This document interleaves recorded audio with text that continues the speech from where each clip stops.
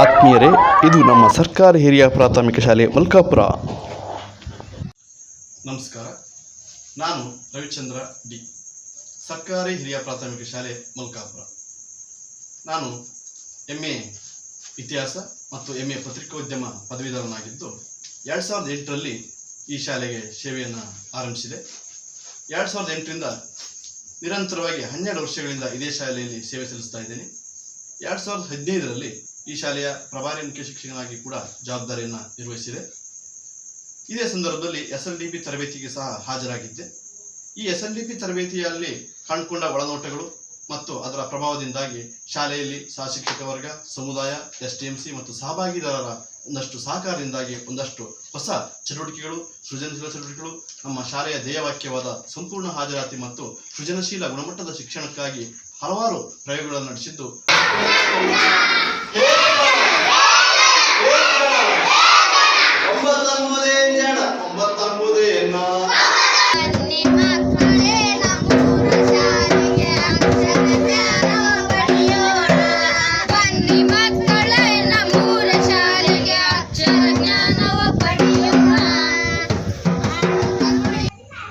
ನಮ್ಮ ಶಾಲಾ ಮಕ್ಕಳ ಜಾನಪದ ಪಠ್ಯಾಂತರ್ಗತ ಪ್ರಯೋಗಗಳ ನಮ್ಮೂರ ಜಾನಪದ ಅನುಸಂಧಾನ ಪುಸ್ತಕ ಇತ್ತೀಚೆಗೆ ಬಿಡುಗಡೆಯಾಗಿದ್ದು, ಇದರಲ್ಲಿ ಸ್ಥಳೀಯ ಜನಪದ ಕಲೆಗಳ ಪಠ್ಯಾಂತರದ ಪ್ರಯೋಗಗಳನ್ನು ನಡೆಸಲಾಗಿದ್ದು, ಯಶಸ್ವಿಯಾಗಿ ಮಕ್ಕಳು ತಮ್ಮ ಸ್ಥಳೀಯ ಜನಪದ ಕಲೆಗಳನ್ನು ಪಠ್ಯಾಂತರದ ಪ್ರಯೋಗಗಳಿಗೆ ಬಳಸಿಕೊಂಡಿದ್ದಾರೆ.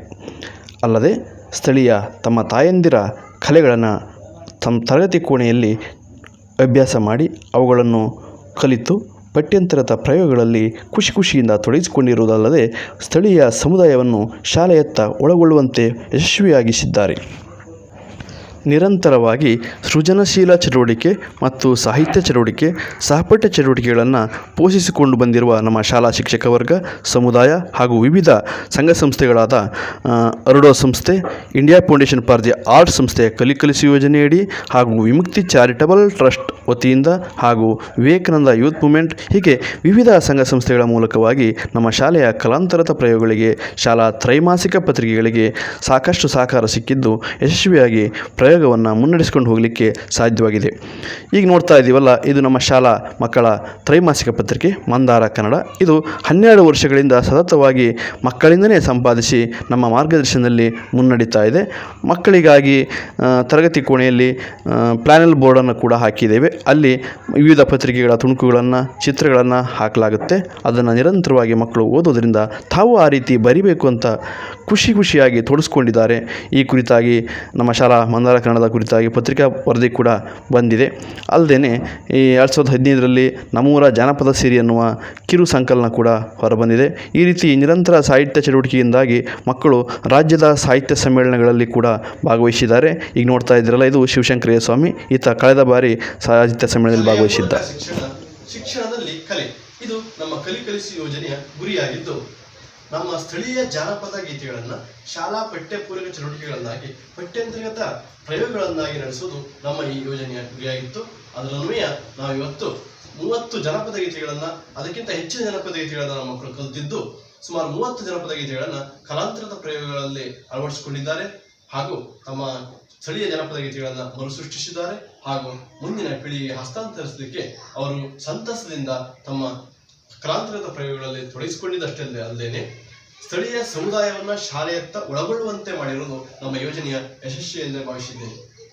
ಇದು ನಮ್ಮ ಶಾಲಾ ಮಕ್ಕಳ ವಾರ್ಷಿಕ ಸಂಚಿಕೆ ಮಂದಾರ ಮಾಲೆ ನಿರಂತರ ನಡೀತಾ ಇದೆ. ಈ ಕುರಿತಾಗಿ ಟೈಮ್ಸ್ ಆಫ್ ಇಂಡಿಯಾ ಕೂಡ ವರದಿಯನ್ನು ಮಾಡಿ ನಮ್ಮನ್ನು ಪ್ರೋತ್ಸಾಹಿಸಿತ್ತು. ಆವಿ ಗ್ರಾಮೀಣ ಮತ್ತು ನಗರಾಭಿವೃದ್ಧಿ ಸಂಸ್ಥೆ ಶಾಲೆಗೆ ಗ್ರಂಥಾಲಯಕ್ಕೆ ಪುಸ್ತಕಗಳನ್ನು ದೇಣಿಗೆಯಾಗಿ ನೀಡಿದೆ. ಹಾಗೆ ನಮ್ಮ ಶಾಲಾ ಮಕ್ಕಳಿಗೆ ಪರಿಸರ ಜಾಗೃತಿಯನ್ನು ಮೂಡಿಸಲಿಕ್ಕೆ ಬೀಜದುಂಡೆ ಪ್ರಸಾರ ಮತ್ತು ಶಾಲಾ ಮಕ್ಕಳ ನರ್ಸರಿಯನ್ನು ಕೂಡ ಕಳೆದ 2 ವರ್ಷದಿಂದ ಪ್ರಯೋಗ ಮಾಡ್ತಾ ಇದ್ದೇವೆ. ನಿರಂತರವಾಗಿ ಮಕ್ಕಳು ಬೀಜದುಂಡೆಯನ್ನು ತಮ್ಮ ಮನೆಯಲ್ಲಿ ಮತ್ತು ಶಾಲಾ ಸುತ್ತಮುತ್ತ ನದಿಗಳಲ್ಲಿ ಹಾಕಿ ಸಾಕಷ್ಟು ಗಿಡಗಳನ್ನು ಬೆಳೆಸಿದ್ದಾರೆ. ಪ್ರತಿಭಾ ಕಾರಂಜಿಯಲ್ಲೂ ಕೂಡ ನಮ್ಮ ಮಕ್ಕಳು ತಾಲೂಕು ಮಟ್ಟದ ಪ್ರದರ್ಶನವನ್ನು ನೀಡಿದ್ದಾರೆ. ಮಕ್ಕಳು ಸ್ಥಳೀಯ ತಾಯಂದಿರೊಟ್ಟಿಗೆ ಬೇರೆ ರೀತಿಯ ಸಮೀಕ್ಷೆಗಳಲ್ಲಿ ಕೂಡ ತೊಡಗಿಸ್ಕೊಂಡಿದ್ದಾರೆ. ಜಾನಪದ ಕ್ಷೇತ್ರ ಕಾರ್ಯದಲ್ಲಿ ತೊಡಗಿಸ್ಕೊಂಡಿದ್ದಾರೆ. ನಮ್ಮ ಮಕ್ಕಳು ಮತ್ತು ಸಮುದಾಯದೊಂದಿಗೆ ನಿರಂತರವಾಗಿ ದಾಖಲಾತಿಯನ್ನು ಹೆಚ್ಚಿಸಲಿಕ್ಕೆ, ಹಾಜರಾತಿಯನ್ನು ಹೆಚ್ಚಿಸಲಿಕ್ಕೆ ಜಾಥಾವನ್ನು ಕೈಗೊಂಡಿದ್ದೇವೆ. ಹಾಗೂ ಸಾಕಷ್ಟು ಸಾಮಾಜಿಕ ಅರಿವು, ಬೀದಿ ನಾಟಕಗಳನ್ನು ಕೂಡ ಶಾಲೆಯಲ್ಲಿ ನಿರಂತರವಾಗಿ ನಡೆಸ್ಕೊಂಡು ಬಂದಿದ್ದೇವೆ. ಶಾಲೆಯ ಸಮುದಾಯವನ್ನು ಶಾಲೆಯತ್ತ ಸೆಳೆಯಲಿಕ್ಕೆ ನಾವು SLDP ತರಬೇತಿ ಯೋಜನೆಯಲ್ಲಿ ಮೊದಲೇ ತಿಳಿಸಿದಂತೆ ಸಾಕಷ್ಟು ಭಾಗಿದಾರರನ್ನು ಪ್ರೋತ್ಸಾಹಿಸಲಿಕ್ಕೆ ಭಾಗಿದಾರರ ಸಮಾವೇಶವನ್ನು ಕೈಗೊಂಡಿದ್ವಿ. 2017ರಲ್ಲಿ ಶಾಲೆಯಲ್ಲಿ ಯಶಸ್ವಿಯಾಗಿ ಸಮುದಾಯದ ಸಹಕಾರದಿಂದ ಪ್ರತಿಭಾ ಕಾರಂಜಿಯನ್ನು ಕೂಡ ಯಶಸ್ವಿಯಾಗಿ ಪೂರೈಸಿದ್ವಿ. ಇಷ್ಟೇ ಅಲ್ಲದೆ ಮಕ್ಕಳಲ್ಲಿ ನಿರಂತರವಾಗಿ ಕಲೆಯನ್ನು ಪೋಷಿಸಲಿಕ್ಕೆ, ಸ್ಥಳೀಯ ಜಾಗೃತಿಯನ್ನು ಮೂಡಿಸಲಿಕ್ಕೆ ಬೀದಿ ನಾಟಕಗಳನ್ನ ಆಯೋಜಿಸಿದ್ವಿ. ಏಡ್ಸ್ ಕುರಿತಾದ ಅರಿವಿನ ಜಾಗೃತಿಗಳನ್ನು ಕೂಡ ಮಾಡಿದ್ದೇವೆ. ಹೀಗೆ ನಿರಂತರವಾಗಿ ವಿಭಿನ್ನ ಚಟುವಟಿಕೆಗಳ ಮೂಲಕ ಮಕ್ಕಳನ್ನು ಶಾಲೆಯತ್ತ ಗಮನ ಸೆಳೆಯೋದು ನಮ್ಮ ಗುರಿ. ಮಕ್ಕಳನ್ನು ಕೇವಲ ಪಠ್ಯ ಚಟುವಟಿಕೆಗಳಿಗೆ ಸೀಮಿತಗೊಳಿಸ್ತೇನೆ. ಅವರಿಗೆ ವಿಶೇಷ ಚಟುವಟಿಕೆಗಳನ್ನು ನೀಡೋದರಿಂದ ಶಾಲೆಯತ್ತ ನಿರಂತರವಾಗಿ ಆಸಕ್ತಿಯನ್ನು ಮೂಡುವಂತೆ ಮಾಡಬಹುದು. ಅಲ್ಲದೆ ಒಂದಷ್ಟು ವಿಭಿನ್ನ ಚಟುವಟಿಕೆಗಳ ಮೂಲಕ ಸಮುದಾಯವು ಕೂಡ ಶಾಲೆಯತ್ತ ಕಣ್ಣರಳಿಸಿ ನೋಡುತ್ತೆ ಹಾಗೂ ಅವರ ವಿಶ್ವಾಸವನ್ನು ಗಳಿಸಲಿಕ್ಕೆ ಸಾಧ್ಯ ಆಗುತ್ತೆ. ಆ ಮೂಲಕ ಅವರು ಶಾಲೆಗೆ ಸಾಕಷ್ಟು ದೇಣಿಗೆಯನ್ನು ನೀಡಲಿಕ್ಕೆ, ಸಹಕಾರವನ್ನು ನೀಡಲಿಕ್ಕೆ ಮುಂದೆ ಬರ್ತಾರೆ. ಈ ನಿಟ್ಟಿನಲ್ಲಿ ನಾವು ಸಮುದಾಯವನ್ನು, ವಿವಿಧ ಸಂಘ ಸಂಸ್ಥೆಗಳನ್ನು ಯಶಸ್ವಿಯಾಗಿ ಬಳಸ್ಕೊಂಡಿದ್ದೇವೆ. ನಮ್ಮ ಶಾಲೆಯ ಕುರಿತಾಗಿ ಸಾಕಷ್ಟು ಪತ್ರಿಕೆಗಳು ವರದಿ ಮಾಡಿ ಪ್ರೋತ್ಸಾಹಿಸಿವೆ. ಮುಖ್ಯವಾಗಿ ಪ್ರಜಾವಾಣಿ ಪತ್ರಿಕೆಗಳು ನಮ್ಮ ಮಂದಾರ ಕನ್ನಡದ ಕುರಿತು ವರದಿ ಮಾಡಿದೆ. ಹಾಗೆಯೇ ಪ್ರಜಾವಾಣಿ ಪತ್ರಿಕೆ ನಮ್ಮ ಬೀದಿ ನಾಟಕಗಳ ಕುರಿತಾಗಿ ವರದಿ ಮಾಡಿದೆ. ಶಾಲೆಯಲ್ಲಿ ನಡೆದಿರ್ತಕ್ಕಂಥ ಮಕ್ಕಳ ಪುಸ್ತಕಗಳ ದಿನಾಚರಣೆ ಆಗಿರ್ಬೋದು, ಮಕ್ಕಳ ವಿಭಿನ್ನ ಚಟುವಟಿಕೆಗಳ ಕುರಿತಾಗಿ ಸಾಕಷ್ಟು ವರದಿಗಳನ್ನು ಬೇರೆ ಬೇರೆ ಪತ್ರಿಕೆಗಳು ನಿರಂತರವಾಗಿ ಮಾಡ್ಕೊಂಡು ಬಂದು ನಮ್ಮ ಶಾಲಾ ಚಟುವಟಿಕೆಗಳು ಬೇರೆ ಬೇರೆ ಸಂಘ ಸಂಸ್ಥೆಗಳಿಗೆ ತಲುಪುವಂತೆ ಮಾಡಲಿಕ್ಕೆ ಸಹಕಾರ ಆಗಿದೆ. ಈ ವರದಿಗಳನ್ನ ನೋಡಿ ಇನ್ನಿತರೆ ಸಂಘ ಸಂಸ್ಥೆಗಳು ಇನ್ಫೋಸಿಸ್ 3 ಕಂಪ್ಯೂಟರ್ನ ನೀಡಿದೆ ಹಾಗೂ India foundation for the arts ಕಲಿಕಲಿಸಿ ಯೋಜನೆಯಡಿ ನಮ್ಮ ಪಠ್ಯಪುಸ್ತಕವನ್ನು ಜನಪದ ಪಠ್ಯಂತರಗೊಳಿಸಲಿಕ್ಕೆ ಸಹಾಯಧನವನ್ನು ನೀಡಿದೆ. ಹಾಗೆಯೇ ಮಕ್ಕಳಿಗೆ ಬೇರೆ ಬೇರೆ ರೀತಿಯ ಕಲಿಕಾ ಉಪಕರಣಗಳನ್ನು ನೀಡಿದೆ. ವಿಮುಕ್ತಿ ಚಾರಿಟಬಲ್ ಟ್ರಸ್ಟ್ ಮಕ್ಕಳಿಗೆ ಪೂರಕ ಬೋಧನೆಗೆ ಸ್ವಯಂ ಸೇವಕರನ್ನು ನೀಡಿದೆ. ಅಲ್ಲದೆ ಮಕ್ಕಳಿಗೆ ಕೂರಲಿಕ್ಕೆ ಚಾಪೆ ಆ್ಯಂಡ್ ಆನಂತರ ಮಕ್ಕಳಿಗೆ ಸಾಕಷ್ಟು ಕಲಿಕೋಪಕರಣಗಳಲ್ಲದೆ ಕ್ರೀಡಾ ಸಾಮಗ್ರಿಗಳನ್ನು ನೀಡಿದೆ. ಹೀಗೆ ಬೇರೆ ಬೇರೆ ಸಂಘ ಸಂಸ್ಥೆಗಳು ನಮ್ಮ ಶಾಲಾ ಪತ್ರಿಕೆ ವರದಿಗಳನ್ನು ನೋಡಿ ಕೂಡ ನಮ್ಮ ಶಾಲೆಯಲ್ಲಿ ಏನೋ ವಿಭಿನ್ನ ಚಟುವಟಿಕೆ ನಡೀತಾ ಇದೆ ಅನ್ನೋದನ್ನು ಗಮನಿಸಿ ಆನಂತರ ಅವೇ ಸ್ವತಃ ಆಸಕ್ತಿಯಿಂದ ನಮ್ಮ ಶಾಲೆಯತ್ತ ಬಂದು ಕಣ್ಣರಳಿಸಿ ನಮಗೆ ಬೆಂಬಲವನ್ನು ಸೂಚಿಸಿ ತಮ್ಮ ಕೈಲಾದ ಸಹಾಯವನ್ನು ಮಾಡಿವೆ. ಈ ಕುರಿತಾಗಿ ನಮ್ಮ ಶಿಕ್ಷಣ ವಾರ್ತೆ ಕೂಡ ವರದಿಯನ್ನು ಮಾಡಿ ನಮ್ಮ ರಾಜ್ಯದ ಗಮನ ಸೆಳೆದು ನಮ್ಮ ಶಾಲೆಯನ್ನು, ನಮ್ಮ ಶಾಲಾ ಸ್ವಲ್ಪ ಸಹಾಯವನ್ನು ಮಾಡ್ತಾ ಇದ್ದೇವೆ. ಕಾರಣ ಇಷ್ಟೇ, ನಮ್ಮ ಮಕ್ಕಳು ಅಭಿವೃದ್ಧಿಯಾಗಬೇಕು. ಮಕ್ಕಳಲ್ಲಿ ಇರುವಂಥ ಪ್ರತಿಭೆಗಳನ್ನು ಹೊರತುಪಡಿಸಲಿಕ್ಕೆ ನಾವು ಹಲವಾರು ಕಾರ್ಯಕ್ರಮಗಳನ್ನು ಈ ಶಾಲೆಯಲ್ಲಿ ಮಾಡ್ತಾ ಇದ್ದೇವೆ. ಅದೇ ರೀತಿಯಲ್ಲಿ ಇಲ್ಲಿರುವಂಥ ಶಾಲಾ ಶಿಕ್ಷಕ ವೃಂದ ನಮಗೆ ತುಂಬ ಸಹಕಾರ ನೀಡುತ್ತದೆ. ಅದೇ ರೀತಿಯಲ್ಲಿರುವಂಥ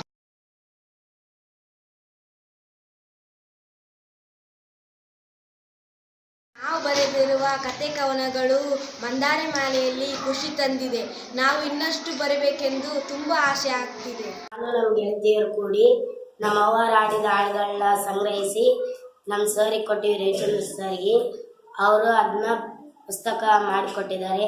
ಅದು ನಮಗೆ ತುಂಬ ಖುಷಿ ಅನ್ನಿಸ್ತದೆ. ನಮ್ಮ ಶಾಲೆಯ ಹೆಮ್ಮೆ ಮಂದಾರ ಕನ್ನಡ ಪತ್ರಿಕೆ. ನನಗೆ ಕವನ ಕತೆ ಬರೆಯಲು ತುಂಬ ಖುಷಿಯಾಗಿದೆ. ಈ ನಮ್ಮ ಶಾಲೆಯಿಂದನೇ ಮಂದಾರ ಮಾಲೆ, ಮಂದಾರ ಕನ್ನಡ ಪತ್ರಿಕೆ ಮತ್ತು ಮಕ್ಕಳೇ ಸಂಪಾದನೆ ಮಾಡಿದಂಥ ಹಲವು ಜನಪದ ಹಾಡುಗಳಂಥ ಪುಸ್ತಕ ಕೂಡ ಪ್ರಕಟ ಆಗೈತೆ. ನಮ್ಮ ಮಕ್ಕಳು ಇದನ್ನೆಲ್ಲ ನೋಡಿಕೊಂಡು ಭಾಳ ಸಂತೋಷದಿಂದ ಸ್ಕೂಲಿಗೆ ಹೋಗ್ತಾರೆ. ಮತ್ತು ಇನ್ನಿತರ ಹುಡುಗರು ಸಹಿತ ನಮ್ಮ ಶಾಲೆ ಬಗ್ಗೆ ಭಾಳ ಖುಷಿಯಿಂದ ಮಾತಾಡ್ತಾರೆ. ನಮ್ಮ ಶಾಲೆಗೆ ಈ ಥರವಾಗಿ ಪಠ್ಯೇತರ ಚಟುವಟಿಕೆ ನಡೀತಾವೆ ಅಂಬಂದು ಕೇಳಿ ಭಾಳ ಸಂತೋಷ ಆಗ್ತೈತೆ. ಮಲ್ಕಾಪುರ ಗ್ರಾಮದ ನಮ್ಮ ಶಾಲೆಯು, ನಮ್ಮ ಶಿಕ್ಷಕರು ಹಾಗೂ ಎಲ್ಲ ಊರಿನ ಹಿರಿಯರು ಜೊತೆಗೆ ಹಿರಿಯರನ್ನು ಕರೆದು ಎಲ್ಲ ಶಿಕ್ಷಕರು ಕುಂತು ಮಾತಾಡಿ ಆಮೇಲೆ ಊರಿನ ವಿಚಾರಗಳು, ಆಮೇಲೆ ಈ ಶಾಲೆಯ ವಿಚಾರಗಳು ಎಲ್ಲರಿಗೂ ತಿಳಿಸ್ತಾರೆ. ಆಮೇಲೆ ಗುರುಗಳಾದಂಥ ಎಲ್ಲರೂ ಮಕ್ಕಳನ್ನು ಅಭಿವೃದ್ಧಿ ಪಡಿಸೋ ವಿಚಾರದಲ್ಲಿ ಮುಂಚೂಣಿಯಲ್ಲಿದ್ದಾರೆ.